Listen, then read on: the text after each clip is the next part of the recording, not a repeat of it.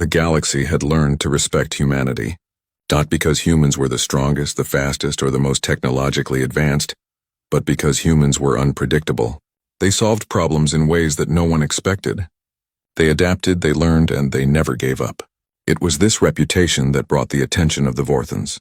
The Vorthons were proud, sleek, and precise. Their ships gleamed like silver arrows as they glided silently through space. They were masters of technology and strategy. But they had one flaw. They underestimated humans. Commander Threx of the Vorthon fleet hovered over the holographic map of the Sol system. "These humans," he said, voice smooth and sharp. "They claim to have reached the stars, yet they are so primitive. Let us see how clever they truly are. Let us test them." Meanwhile, aboard the human flagship Horizon, Captain Mira Talon adjusted the controls and smiled. Her ship was modest compared to the Vorthons, but it was smart, quick, and filled with the best minds Earth had produced. She had heard the rumors about the Vorthons, about their arrogance, their challenges, and their belief that humans were easy to defeat. The first contact was formal, almost ceremonial. The Vorthons had sent a delegation to the neutral space station called Orion's Watch, a hub where species from across the galaxy met for trade, diplomacy, and occasional competitions. Humans and Vorthons faced each other in the Grand Hall, filled with holographic displays of star maps and technological schematics. "Humans," Threx began, his voice echoing with authority, "we offer you a challenge, a test of skill, intelligence, and courage. If you succeed, you may continue your expansion without interference. If you fail—" He let the threat hang in the air, though it was unnecessary. The humans were confident. Captain Talon stepped forward. Her calm, steady gaze met Threx's sharp eyes. "We accept your challenge. But we must warn you, we do not play by rules that make no sense. We find our own solutions." A murmur ran through the Vorthon ranks. They were not used to opponents who spoke like this. Most species cowered or obeyed, but humans smiled in the face of danger. The first trial was announced. Navigation through the Crimson Asteroid Belt, a region notorious for its chaotic gravitational fields and unpredictable debris. The Vorthons expected the humans to crash within minutes. The humans gathered in the control room. Mira studied the asteroid maps carefully, noticing patterns the Vorthons had ignored. "Look," she said, pointing to the hologram. "The belt isn't random. The larger asteroids follow a slow, predictable path. We can use them as shields and guide points." Her team nodded, trusting her instincts. They reprogrammed their ship's AI, combining it with manual controls, allowing the human pilots to adapt to sudden changes in real time. The ship hummed with energy as the plan was set into motion. The trial began. Vorthon ships shot forward precise and fast. Their technology was flawless, their calculations perfect. Humans followed, but slowly at first, studying every asteroid, every shadow, every subtle movement. Then Mira gave the order. Now. The Horizon and accompanying ships moved as if alive. They used the asteroids not as obstacles, but as guides. Solar winds, previously ignored, were harnessed to give their ships a sudden boost. The AI predicted shifts in gravity and debris with split-second accuracy. But the humans made the final calls, trusting intuition as much as technology. The Vorthons watched, puzzled. The humans were not faster, they were smarter. They dodged, weaved, and even used the gravitational pull of the largest asteroids to slingshot themselves forward.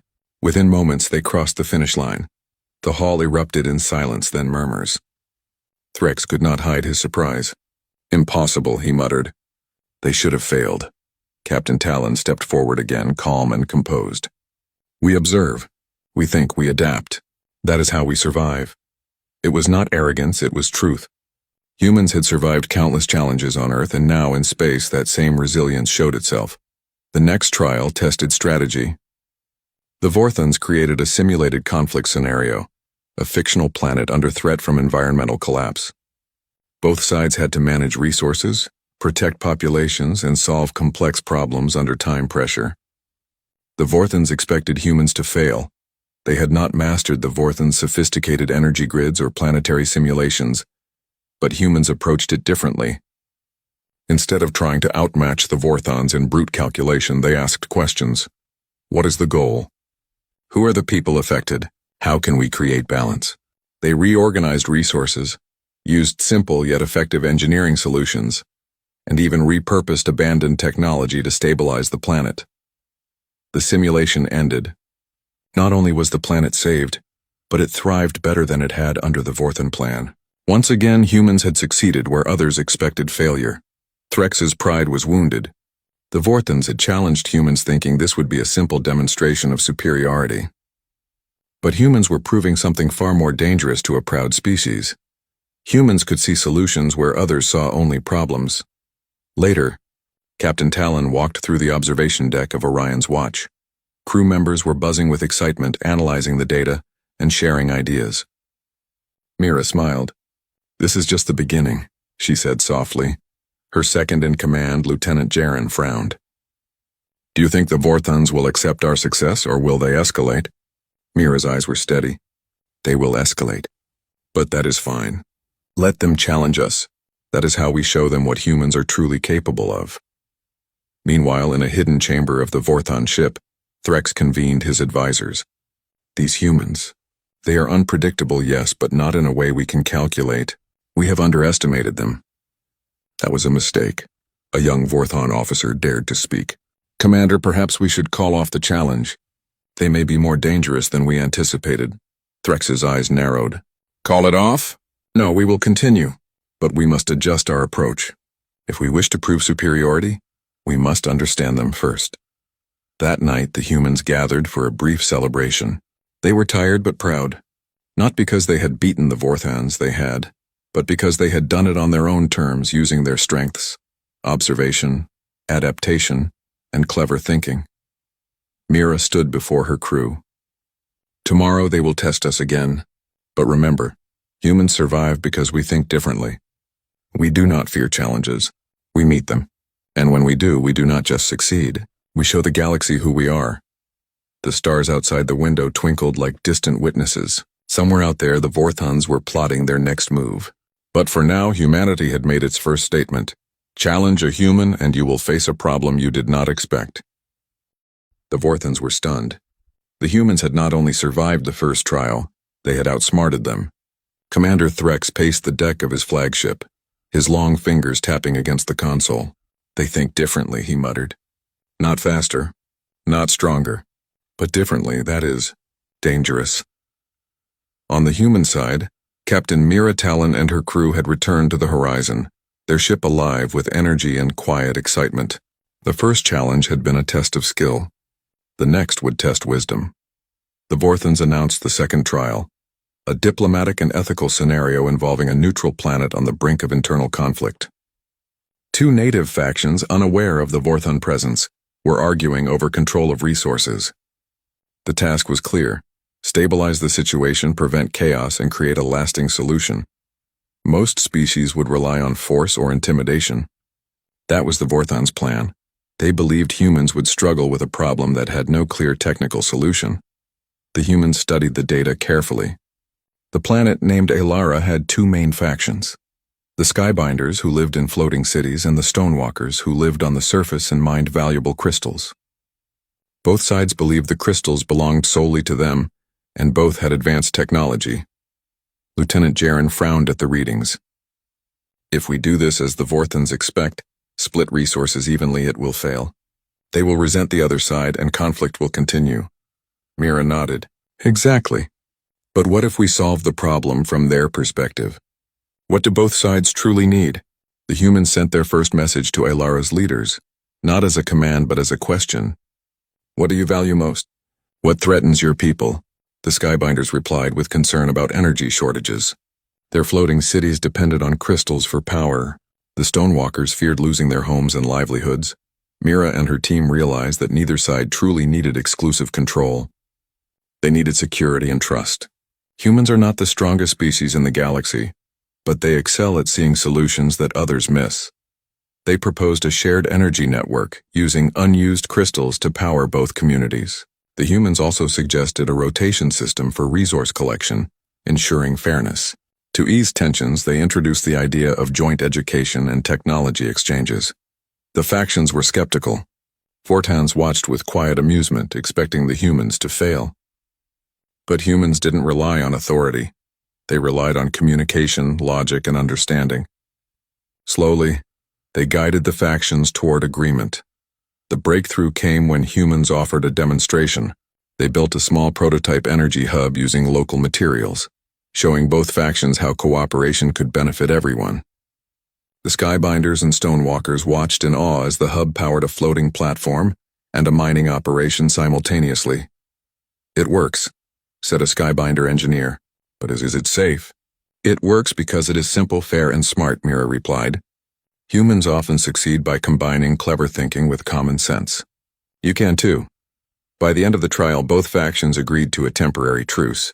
They pledged to expand the shared energy system under human guidance. The Vorthons were speechless. Their plans had failed, not because humans were stronger, but because humans thought beyond brute force. On the Vorthon flagship, Threx clenched his jaw. How did they do it? One of his officers dared to speak. They used empathy, Commander. They did not see this as a problem to conquer, but a problem to solve. Threx shook his head. Humans, they are not just clever. They are different. Back on the horizon, the crew celebrated quietly. The second trial had been about diplomacy, ethics, and strategy. Humans had succeeded once again. But Mira knew the Vorthons would not stop. They would escalate. And the next challenge would test not only skill and wisdom, but endurance, creativity, and courage. Sure enough, the third trial came quickly. The Vorthons announced a cosmic survival challenge. A planetoid on the edge of a star system was facing catastrophic collapse. A sudden gravitational anomaly threatened to tear it apart. Both humans and Vorthons were tasked with stabilizing it. Most species would respond with massive energy weapons or brute engineering. Solutions the Vorthons expected humans to fail at due to lack of raw power. But humans did not panic. They studied the anomaly, using telescopes, sensors, and computer models. Lieutenant Jaren pointed to the readings. "The gravitational fluctuations are irregular. If we apply raw force, we could worsen the collapse. We need a delicate solution." "Exactly," Mira said. "We do not compete with force. We solve with intelligence." The humans devised a multi-step plan. They would use the planetoid's own rotational energy to counteract the anomaly, harness solar winds to stabilize orbit, and employ a network of small, precise thrusters to adjust pressure points. Meanwhile, their AI predicted the planetoid's shifts in real time, allowing humans to respond to changes almost instantly. The Vorthons, confident in their massive stabilizers, launched powerful energy bursts. At first it seemed effective, but the humans observed the anomaly carefully and noticed an unexpected feedback loop forming. The Vorthons' efforts could destabilize the planetoid completely if continued. Mira acted quickly. "We need to stabilize the system differently. Reduce energy output. Let's work with the anomaly, not against it." The human crew executed their plan. Small thrusters activated, solar winds were harnessed, and the planetoid began to stabilize. Slowly, steadily, it returned to a safe orbit. The Vorthons watched in disbelief. Not only had the humans saved the planetoid, but they had done it using far less energy and risk than the Vorthons had. When the trial ended, the humans had achieved success where brute force had failed. They had not only saved the planetoid, they had saved Vorthon pride in the process. The aliens could not deny that humans were extraordinary, but their pride made it difficult to accept. Captain Talon stood before her crew on the horizon. "Every challenge we face will test us in different ways," she said. "Skill, morality, strategy, courage. But one thing is certain. Humans think differently. We survive because we see solutions that others overlook, and that is something no alien can replicate." Meanwhile, the Vorthons began to reassess their approach. Threx convened his commanders. "These humans, they are not like other species. We can predict their technology, but not their thinking. They see solutions we cannot. We must understand them before we proceed further." One officer spoke hesitantly. "Commander, what if we are the ones being tested?" Threx considered this, his eyes narrowing. "Perhaps, but we will not fail. We will observe, we will learn, and we will adapt. Humans have surprised us, but that does not mean they are invincible." Yet even as the Vorthons plotted, humans continued their work. They did not wait for recognition. They explored, they studied, they learned. Each challenge revealed more of what made humans exceptional: persistence, creativity, cooperation, and moral intelligence. That night, Mira looked out at the stars, reflecting on the trials so far. We did not win because we are the strongest, she thought. We won because we understand the value of thinking, caring, and adapting. That is our true power. And somewhere across the void of space, the Vorthans were learning the same lesson, whether they wanted to admit it or not. Humans were not a species to underestimate, not by technology, by force, or by strategy. They were the galaxy's unpredictable force, the species that turned challenges into triumphs. The next trial was coming, Mira knew, and it would be harder, more complex, and even more demanding. But the humans were ready, because no matter what the Vorthans threw at them, humans had one advantage no other species could match: the human mind. The Vorthans were beginning to realize the truth. Challenging humans was not a simple contest. Every trial revealed something new, something they had never seen before. Humans were clever, adaptable, and unyielding, and worst of all, they were unpredictable. Commander Threx paced the bridge of his flagship, eyes fixed on the holographic display of the galaxy. "We must find a way to defeat them," he said, voice tight. "They succeed in every test. Every challenge we design, they overcome it." One of his officers, a young Vorthan named Lirak, dared to speak. "Commander, perhaps—" "We are the ones being tested." Threx paused, the words sinking in. "Tested by humans? They do not fight as we expect. They do not react as we predict. Every time we plan, they adapt. They find solutions we cannot foresee." Threx stared at the display of human ships docked at Orion's watch. They were quiet now, but he knew their minds were always active, always planning, always learning, and that thought made his chest tighten. The final challenge. The Vorthans decided on one last trial. A small star cluster on the edge of Vorthan space was experiencing unusual gravitational fluctuations. If left unchecked, entire planets could be displaced, and entire ecosystems destroyed.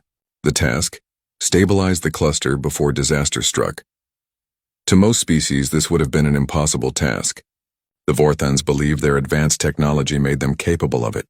Humans were underestimated. Captain Mira Talon gathered her crew aboard the Horizon. "This will be our hardest challenge yet," she said. "Not because it is impossible, but because the Vorthans will try to think for us. They will try to force solutions, but we know better. We do not follow patterns others expect. We create our own." Lieutenant Jaren nodded. "And we will save lives, not just prove a point." "Exactly," Mira replied. "That is what makes humans, humans." The Horizon and its fleet arrived at the cluster. The planets shimmered like jewels against the void, each moving unpredictably due to gravitational anomalies. Sensors showed that one planet, Vera, had unstable orbits that threatened neighboring worlds. The Vorthans immediately activated their massive stabilizers, powerful beams of energy designed to force planets into correct orbits. At first it seemed to work, but the humans noticed something subtle. "Look at the data," Jaren said. "Their stabilizers are too rigid. They are forcing the planets, but the energy is creating feedback loops. If they continue, they could make the system collapse faster." Mira frowned. "Then we do it differently. Not with force, but with balance." The humans deployed small, precise thrusters on key asteroids and satellites, creating a network that gently adjusted gravitational pull. They used solar winds and magnetic fields to stabilize minor shifts, while their AI continuously recalculated the best points of intervention. The Vorthans observed, confused. "Why are they using so little energy?" one officer whispered. "They should be using more. Like us. Humans do not solve problems the way we do," Threx growled. "They do not rely on power. They rely on understanding." Hours passed. The Vorthans worked with brute force, the humans with intelligence and care. Slowly, steadily, the cluster began to stabilize. And then something remarkable happened. A small moon of Vera, previously thought to be unstable, aligned perfectly with the other planets. The gravitational waves calmed and the cluster achieved harmony.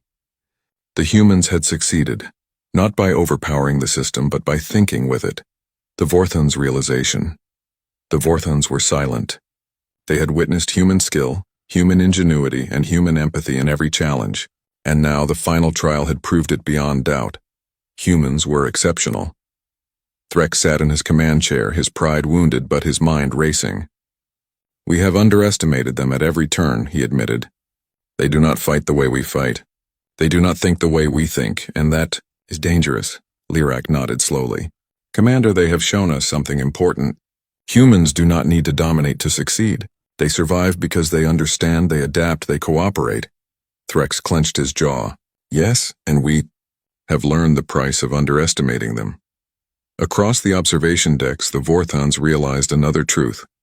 Humanity's power was not measured in weapons or technology alone. It was in thought, creativity, and compassion. They had challenged humans expecting a battle. Instead, they had been taught humility. The humans' response, Captain Mira Talon and her crew did not gloat. They did not celebrate victories with arrogance. Instead, they offered guidance. A Vorthon officer approached Mira cautiously. Humans, how did you do it? How did you manage to succeed where our calculations failed? Mira smiled. We did not just calculate. We observed. We adapted. We cared about the outcome, not the glory. That is the difference, Lieutenant Jaren added. We are not better because we are stronger. We are better because we think differently.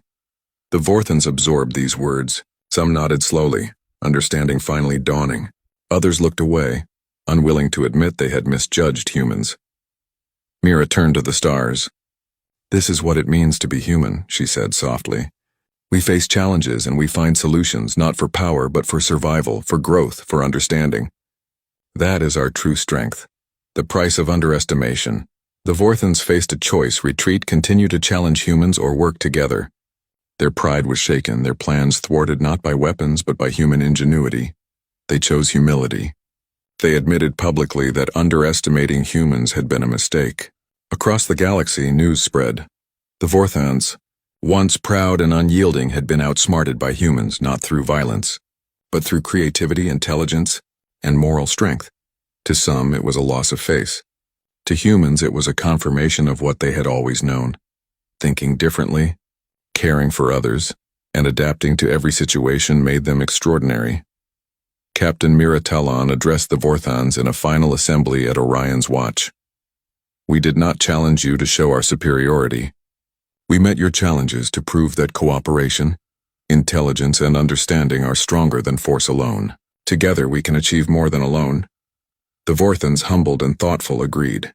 They began plans for joint research, exploration, and collaboration. A new chapter in galactic relations had begun, not of conflict but of mutual respect. Humans triumph in. The weeks that followed, humans and Vorthons worked side by side, learning from each other. Human methods of observation, problem-solving, and ethical thinking spread across Vorthon ships and stations. The aliens had paid the price of underestimation. A bruised pride, yes, but more importantly, a lesson in humility and respect. Mira watched the joint fleets prepare for their next mission, exploring a distant nebula. She felt pride not for herself but for all of humanity. They had faced a proud alien race, met every challenge with intelligence and integrity, and emerged not only victorious but respected. The galaxy will remember this, she said to Jaren, not because we defeated them, but because we showed what humans can do when we think, adapt, and care. Lieutenant Jaren smiled. And the Vorthons learned something too. Yes, Mira said, looking at the stars. Never underestimate a human. As the fleets moved into the uncharted regions of space, humans continued to shine as the galaxy's exceptional species, not the strongest, not the fastest, but the smartest, the most adaptable, and the most enduring. The Vorthons had challenged humanity, and in doing so had paid the price of arrogance. They had learned that humans were not to be underestimated, and that lesson would echo across the stars for generations to come.